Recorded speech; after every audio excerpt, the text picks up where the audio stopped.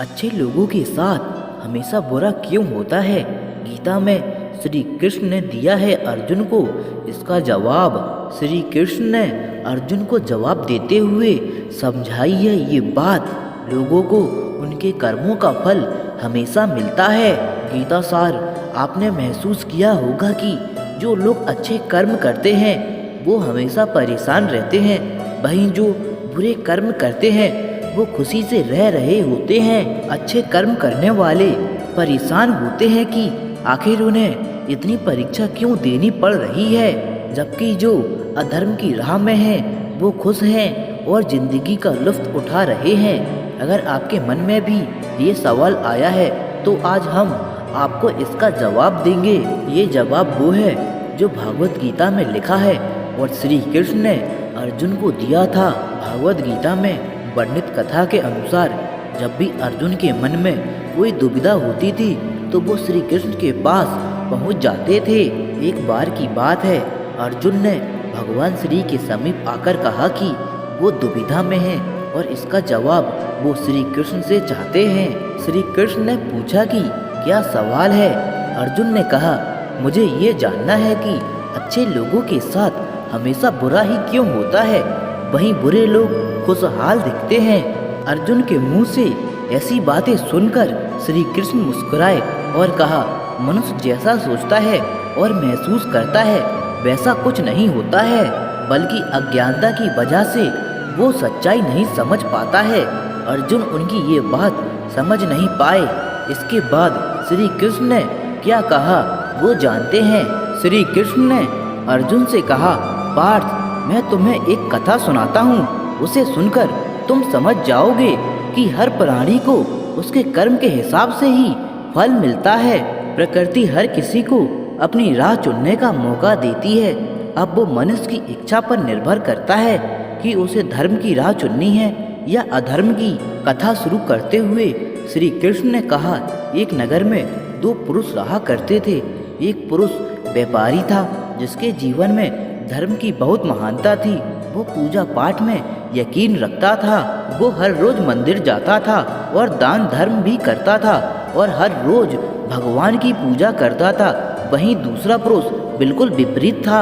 वो हर रोज मंदिर तो जाता था लेकिन पूजा करने नहीं, बल्कि मंदिर के बाहर से जूते चप्पल चुराने। उसे दान और धर्म से कोई लेना देना नहीं था। समय बीतता गया और एक दिन बहुत जोर से बारिश हो रही थी। इस वजह से मंदिर में पुजारी के अलावा कोई नहीं था। ये बात जब दूसरे पुरुष को पता चली तो उसने कहा कि ये सही मौका है मंदिर का धन चुराने का। पंडित से नजर बचाकर उसने मंदिर का सारा धन चुरा लिया। उसी समय धर्म कर्म में विश्वास रखने वाला व्यक्ति भी मंदिर पहुंचा। दुर्भाग्य से मंदिर के पुजारी ने उसे ही चोर समझ लिया और चिल्लाने लगे। वहाँ लोग एकत्र हो गए और उसे बहुत मारा। किसी तरह वो बचते बचाते वहाँ से निकला तो दुर्भाग्य ने उसका साथ वहाँ भी नहीं छोड़ा। मंदिर के बाहर वो एक गाड़ी से टकरा गया और घायल हो गया। फिर वो व्यापारी लंगड़ाते हुए घर पर जाने लगा तो रास्ते में उसकी मुलाकात उस पुरुष से हुई जिसने मंदिर से धन चुराया था।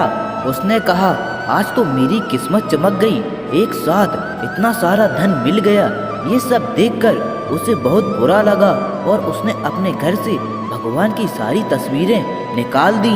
कुछ सालों बाद दोनों पुरुष की मृत्यु हो गई। मरने के बाद जब दोनों यमराज की सभा में पहुंचे और भले पुरुष ने दूसरे पुरुष को देखा तो उसे बहुत गुस्सा आया। उसने क्रोधित होकर यमराज से पूछ ही लिया, मैं तो हमेशा अच्छे कर्म करता था, दान में विश्वास रखता था, उसके बदले जीवन भर मुझे अपमान और दर्द ही मिला। और इस व्यक्ति को नोटों से भरी पोटली, आखिर ऐसा भेदभाव क्यों? इस पर यमराज ने कहा, पुत्र, तुम गलत समझ रहे हो।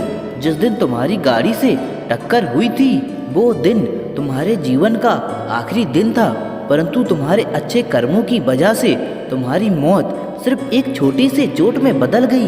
तुम इस व्यक्ति के बारे में जानना चाहते हो?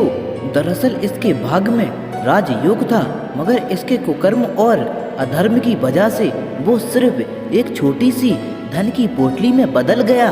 कथा सुनाने के बाद श्री कृष्ण अर्जुन से कहते हैं, पार्थ, क्या अब तुम्हें तुम्हारे सवालों का जवाब मिल गया?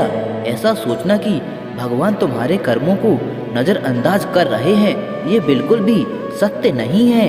भगवान हमें कब क्या किस रूप में दे रहा है मनुष्य को समझ में नहीं आता, मगर आप अच्छे कर्म करते रहो तो भगवान की कृपा हमेशा बनी रहती है।